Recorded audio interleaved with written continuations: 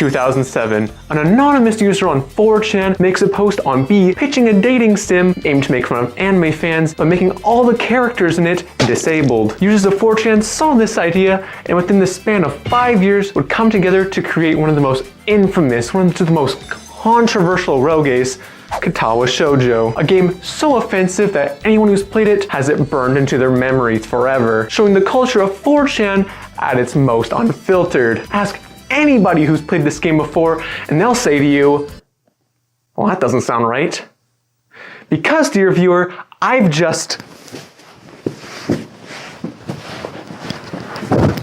done what this game has done to so many of its players, and that's messing with your expectations. Katawa Shoujo is a game made by 4chan, and it is about dating girls with disabilities, but instead of being this controversial, offensive, in-your-face, yada yada, it is one of the most wholesome, most uplifting, heartwarming, homegrown projects on the internet. And again, it's from freaking 4chan! Katawa Shoujo can be traced back all the way to the year 2000, where an artist named Raida had just released an original manga based on Nazca of the Valley of the Wind, which, if you look up, will take you straight to and hentai. At the end of this book, there was like a bunch of sketches and little extras, one of which being a page consisting of these characters, which would later become the cast of the game. Flash forward all the way to 2007, where an anonymous user on 4chan posts a version of this image, except it's colored in, and it's all been translated to the anime section of the website. After loads of discussion and love for the idea, a team formed from all over the world. We're talking writers, artists, programmers, even that one guy who made those really well animated Gravity Falls videos that are very cute, and the not so cute Gumball one, which I don't need to explain. If you know, you know.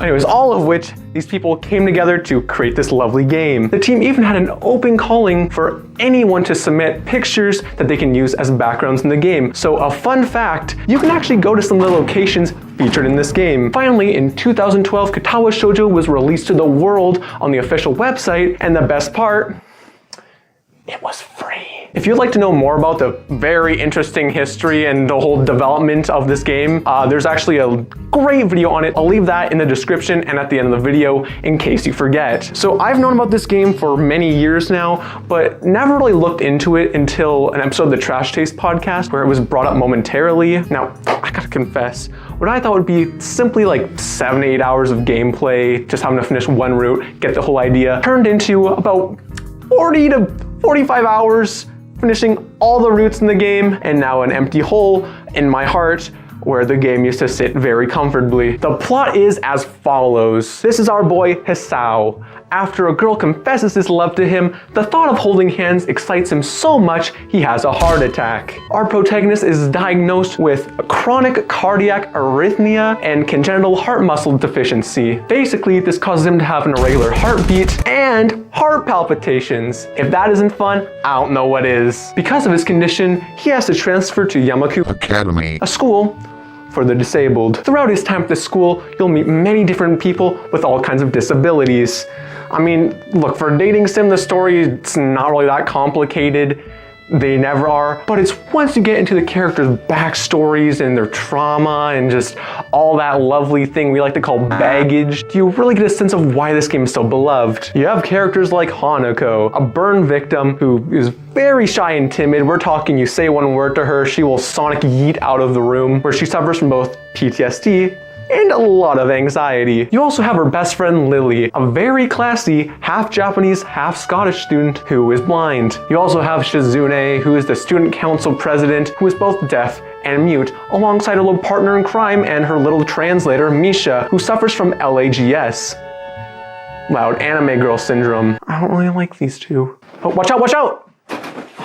I got it. You also have Rin, who's an aspiring artist born without arms, alongside Emmy, the track star with no legs. While each of these characters have to deal with their disabilities, the game doesn't let that define who these characters are, instead showing how these characters live their day-to-day lives and how they deal with the hand they've been given in life. except Rin. So as a kid, my dad worked for a program that helped adults with disabilities build social skills, their independence, and their self-esteem. Well, most of the people I interacted with from his work as a kid had more mental disabilities. There were still a few that actually had physical disabilities, and as a kid, you don't really know how to handle that. I mean, like, duh, I'm not gonna go up to them and call them the R word and orange justice on them. But it was more the subtle questions you have. Things like, am I saying anything that's offensive to them? And what can I and can I not say? Am I doing anything to hurt their feelings? You start to overthink things, and in the process of trying to, humanize people and treat them like yourself, you end up dehumanizing them. So Katawa Shoujo takes some of these questions that I might have had as, oh, I hit the mic. Katawa Shoujo takes some of the questions that I might have had as a kid and not only gives them answers, but it gives perspective. Take a character like Rin, again, the artist with no legs, paints with her feet. There's a scene in the game where you can ask Rin whether she wishes she wasn't born with her disability, and surprisingly, she responds with just, I'm the same as you. I just have to relearn how to do the same tasks you do, but it's not impossible. You also have a character like Hanako, who is a burn victim, like half of her face, half of her body is just completely burnt. With all that scarring, how do you go about addressing that? And while you talk to like the game's librarian Yuko, she says something that really stuck with me, where it's like, it's not really an issue unless you make it one. It's like, it's not gonna interfere with your interactions with them. It's just something that's there, like, who cares? And one of my favorite scenes in the game in its entirety is with Lilly and the origami bird, where she gives you this little origami bird on the rooftop, and then she explains that, hey, she learned origami to help with her dexterity because she's blind. So it kind of hits you later on that the reason she makes this bird for you is to show that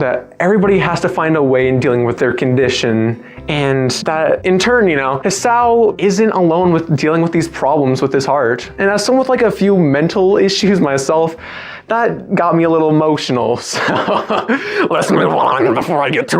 During each character's route, they all work through some kind of issue, but it's never directly tied to their disability. It's not like, Shizune, the deaf girl, is crushed because she can't listen to death grips, so she has to figure out that, she'll be just content with listening to MC Ride's bassy voice through a $20 like Walmart speaker. It's more along the lines of,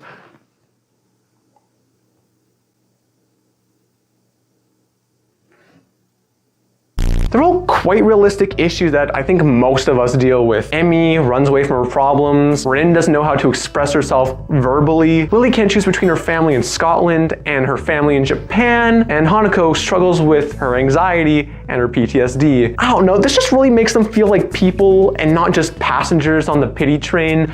Choo choo. This can also apply to Hisao. Between each route, his health varies, but he's got more to him than just his disability. He struggles to communicate his issues with his peers out of insecurity that he'll be pitied. However, each girl helps him in their own way for him to kind of overcome this. You got Emmy making him live a healthier lifestyle, strengthening his heart through running, to Lilly, who makes Hisao more secure in himself, knowing that, hey, you can't help this and you shouldn't have to apologize for something that you didn't ask for or you can't really control. It's the way each character's personal philosophy spills out into Hisao, and how each has their own positives and negatives. So in typical Wallace fashion, I've decided to make a tier list talking about each route that I enjoyed the most and which one is not the best. So first off, S rank, we got Hanako. Her story felt like a very natural progression, and on top of that, the ending hit me in the feels, teared up a little bit. Next up, we got Emmy's at A rank. Emmy's was a great story. I loved how she personally affected Hisao's health, and seeing her confronting her issues also hit quite in the feels, got quite emotional. But oh my goodness, if the sports equipment scene is not cursed, if you know,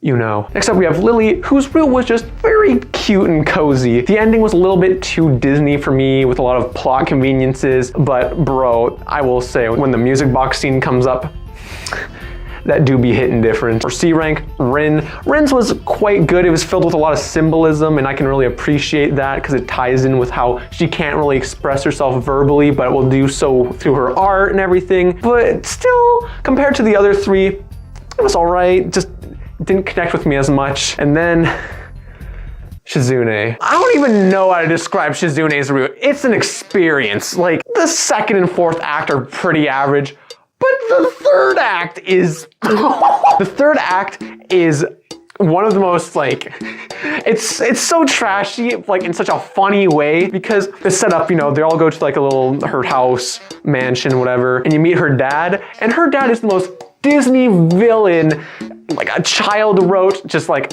angry parent. It's so funny. He confronts you on everything. The way you dress, the way you look, the way you got your Timberlands dirty on the carpets. Get them off. You're bringing in Madisao. He has like an obsession with this autobiography he's writing that he'll bring up in random parts of the story. And he gets mad because he's not actually writing it. It's a ghostwriter. And it's just, oh, no, the fun doesn't end there. Between every visual novel, there's a good and a bad route. There's only one choice in this whole story, and it's this one section. I'm not gonna spoil it, but let's just say if you pick the bad route, it somehow gets trashier. If it was just for acts alone, the third act in this story would be at the very top. We're talking like beating every part out just for how entertaining it is.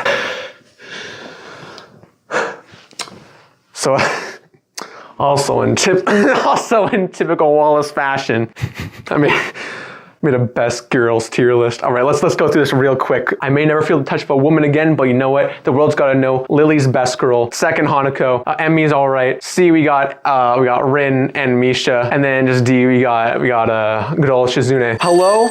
Oh, sorry, it's just my 0 matches on Tinder. Despite all my jokes, this game is just so warm and filled with uplifting experiences, especially in a time where, you know, we're all a little separated due to current world events. I love the intimate one-on-one moments that you get to have with the characters.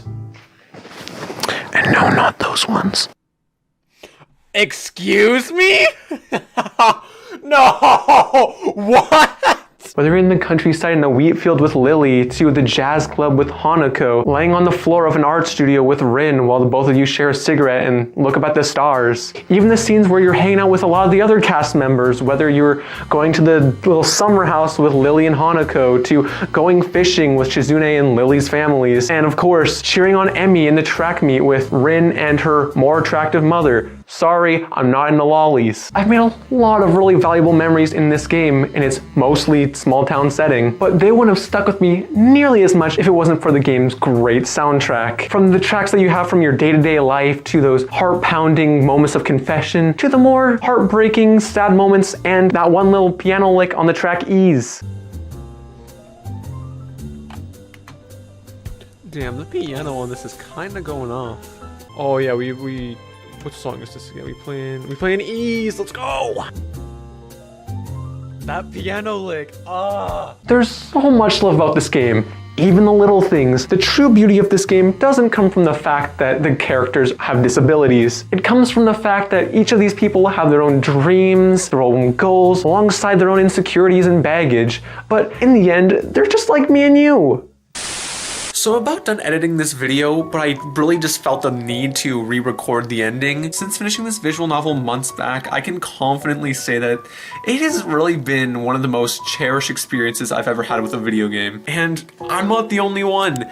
There's a whole, you can go on anything related to Katawa Shoujo, you can find paragraphs of people sharing their experiences, talking about all their memories with the title. And to think something this remarkable came from an extra sketch in the back of a doujinshi is really moving, to say the least. So if there's one thing I want you to take away from this video, is to please just play this game. I promise you, it is worth every second of your time. Make sure to, you know, leave a like and maybe even subscribe if you like my stuff. Have a good night, everybody. And remember, I need the full zoom in on my lips on this. I gotta make sure that people know. Lilly is best girl.